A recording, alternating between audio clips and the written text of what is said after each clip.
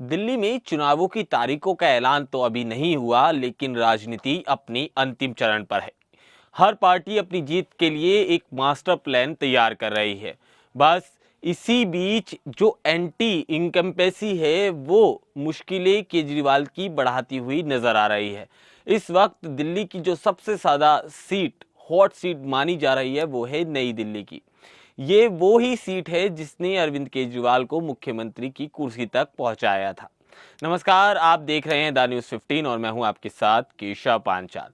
अरविंद आज पूर्व मुख्यमंत्री हैं। उन्होंने शीला दीक्षित को इस सीट से मुख्यमंत्री रहते हुए हराया था। उस समय जब चुनाव हुए थे तो शीला दीक्षित दिल्ली की मुख्यमंत्री थी। और इसके साथ ही शीला दीक्षित की बात की जाए तो शीला दीक्षित के सर पे मुख्यमंत्री का ताज पहनाने वाली भी नई दिल्ली सीट थी। खैर, इन सब के बीच बात की जाए, अरविंद केजरीवाल इस बार भी इस सीट से चुनाव लड़ते नजर आ रहे हैं और उनका सामना होगा शीला दीक्षित के बेटे संदीप दीक्षित से। वो पूर्व में सांसद भी रह चुके हैं।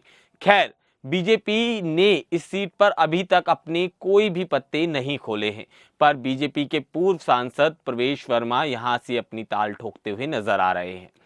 पर इन सब के बीच जो फैसला एक तरफा हमेशा से देखा गया है और एक दशक से हम देख रहे हैं, इस बार वो एक तरफा फैसला होना बड़ा मुश्किल दिखाई दे रहा है, क्योंकि इस बार इस सीट पर एक एनआरआई की एंट्री हुई है जिसने सभी राष्ट्रीय पार्टियों की नाक में दम कर दिया है और वो नई पार्टी के अध्यक्ष सबके सर का दर्द बन चुके हैं। चलिए अब आपको बताते हैं कि आखिर हम किस शख्स की बात कर रहे हैं और कौन वो शख्स है जिसने इस वक्त केजरीवाल की जीत में सबसे बड़ा रोड़ा डाला हुआ है और बीजेपी कांग्रेस से ज्यादा अरविंद को इस शख्स से खतरा दिखाई दे रहा है। दरअसल इस बार अरविंद केजरीवाल का सामना अपने पुराने दोस्त और उनके ही सलाहकार डॉक्टर मुनीश रायजादा से होना है।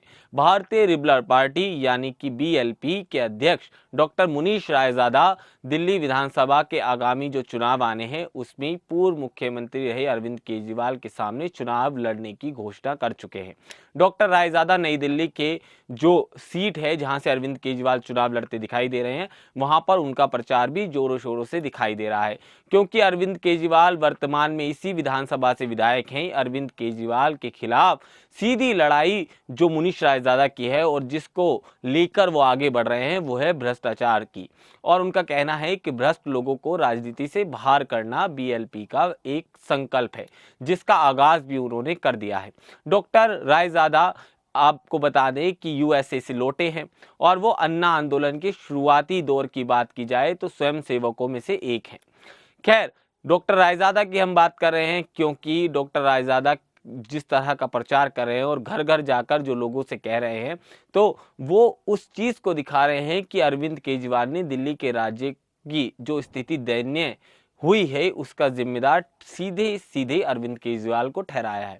अगर उनकी पार्टी सत्ता में आती है तो वो सबसे पहले जो डिसीजन लेंगे वो भ्रष्टाचार से लड़ने के लिए एंटी करप्शन कमीशन का गठन करेंगे।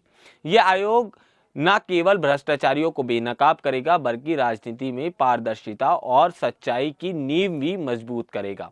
इस सीट की जो जनता है वो डॉक्टर मुनीश रायजादा को भली भांति जानती है।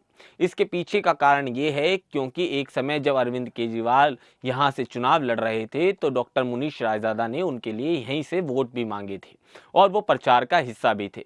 पर अब हालात पूरी तरह से बदल चुके हैं, क्योंकि जब आप डॉक्टर मुनीश रायजादा के पीछे देखेंगे और जो मुनीश रायजादा के पीछे चलती हुई भीड़ पर नजर डालेंगे तो वो वही लोग आपको दिखाई देंगे जो एक समय पर अरविंद केजरीवाल के खासा करीब हुआ करते थे।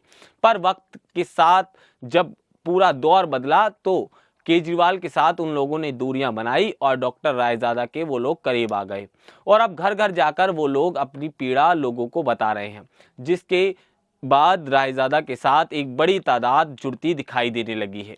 धीरे धीरे वो काफिला भी बड़ा होता जा रहा है। यही वजह है कि सीट के समीकरण में इस बार पूरा पेच फंसा दिखाई दे रहा है। ऐसा हम किस लिए कह रहे हैं आप भी सोच रहे होंगे, क्योंकि सवाल कई बड़े हैं। अब आप इस सीट का पूरा समीकरण समझिए, क्योंकि लगातार जिस तरह से हम कांग्रेस का वोट परसेंटेज देख रहे हैं वो तेजी के साथ इस सीट के साथ साथ पूरी दिल्ली से गिरता जा रहा है। पिछले चुनावों की बात करें तो इस सीट से जो अरविंद केजरीवाल ने वोट हासिल किए थे उनकी संख्या थी 46,526। वहीं दूसरी जो नंबर पे पार्टी रही थी वो बीजेपी थी। बीजेपी के सुनील कुमार यादव ने यहां से 24,876 वोट हासिल किए थे। वहीं कांग्रेस यहां पर 3,206 वोटों पर ही सिमट गई थी। पर इस बार केजरीवाल के जेल जाने के बाद लोगों के मन में कुछ और ही चल रहा है और शराब वाले मसले को लेकर महिलाएं भी केजरीवाल से ज्यादा खुश नहीं दिखाई दे रही। वहीं संदीप एक लंबे समय बाद राजनीति में वापसी कर रहे हैं और जो शीला दीक्षित का जो जलवा एक समय दिल्ली चुनावों में हमें दिखाई देता था, उस जलवे को बरकरार रखने के लिए संदीप को अभी खासा समय लगेगा। और रही बात प्रवेश वर्मा की, तो अगर पार्टी उन्हें टिकट देकर इस सीट से उतारती है तो जितने विपक्षी दल हैं और जो विरोधी दल हैं वो उनके पुराने जो बयान दिए हुए वाली क्लिप हैं उनको भी मैदान में लेकर आएगी, जिसके बाद जनता में एक अलग मैसेज आएगा। ऐसे में नई दिल्ली की जो सीट है वहां की जनता के लिए डॉक्टर रायजादा एक रूप जो कहते हैं एक विकल्प के रूप में दिखाई दे सकते हैं। पर हार जीत का समय जो भी होगा वो निर्धारित समय एक समय बाद पता चलेगा। मगर हाँ, इस बीच जो भी परिणाम होगा वो तो वक्त आने पर पता चलेगा। मगर ये तय माना जा रहा है कि डॉक्टर रायजादा ने चुनाव में एंट्री कर इस सीट पर सभी पार्टियों की मुश्किलें बढ़ा दी हैं और डॉक्टर रायजादा एक ठीक ठाक स्थिति में नजर आ रहे हैं। बेशक हार जीत का फैसला कुछ भी हो, मगर केजरीवाल के पुराने दोस्त डॉक्टर रायजादा ने केजरीवाल समेत बीजेपी और कांग्रेस की नाक में भी दम कर दिया है। अब ऐसे में देखना होगा रायजादा की जो पॉलिसी है और रायजादा जिन मुद्दों को लेकर चुनावी मैदान में उतरे हैं वो जनता को कितने रास आते हैं, क्योंकि हम देख रहे हैं रायजादा के साथ जो भीड़ हमें दिखाई दे रही है वो नई दिल्ली के साथ साथ भारी लोगों की भी दिखाई दे रही है। जो अंधा आंदोलन में हमने एक माहौल देखा था और देश के कोने कोने से लोग आकर केजरीवाल को सपोर्ट कर रहे थे और अन्ना आंदोलन को सपोर्ट कर रहे थे, आज उसी तरह की एक तस्वीर हमें डॉक्टर रायजादा के साथ भी दिखाई दे रही है। खैर, आपको ये रिपोर्ट कैसी लगी हमें कमेंट सेक्शन में जरूर बताएं। नमस्कार।